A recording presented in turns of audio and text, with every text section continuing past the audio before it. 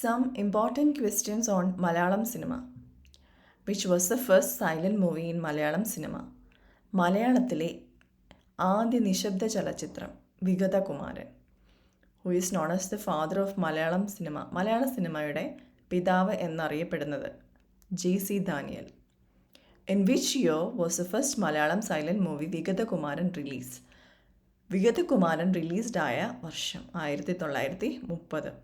Which was the first talkie in Malayalam cinema? ആദ്യത്തെ ശബ്ദ ചലച്ചിത്രം ബാലൻ. In which year was the first Malayalam talkie Balan released? മലയാളത്തിലെ ആദ്യ ശബ്ദ ചലച്ചിത്രമായ ബാലൻ റിലീസായ വർഷം 1938. Who directed the first Malayalam talkie Balan? Malayalam talkie ബാലൻ്റെ സംവിധായകൻ S. നൊട്ടാനി. Which movie is considered the first commercially successful Malayalam film? മലയാളത്തിലെ ആദ്യത്തെ വിജയിച്ച സിനിമ ജീവിത നൗക.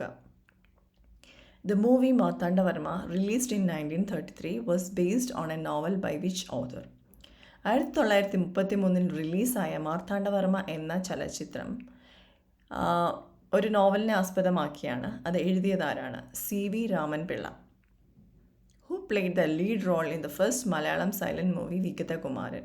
വിഗതകുമാരനിലെ പ്രധാനപ്പെട്ട റോള് കൈകാര്യം ചെയ്ത വ്യക്തി JC Daniel. അതിൻ്റെ നായിക റോസി ആണ്. Which landmark Malayalam movie won the president silver medal for best feature film in 1954? 1954 പ്രസിഡൻറ്റിൻ്റെ സിൽവർ മെഡലിന് അർഹമായ മലയാള ചലച്ചിത്രമാണ് നീലക്കുയിൽ.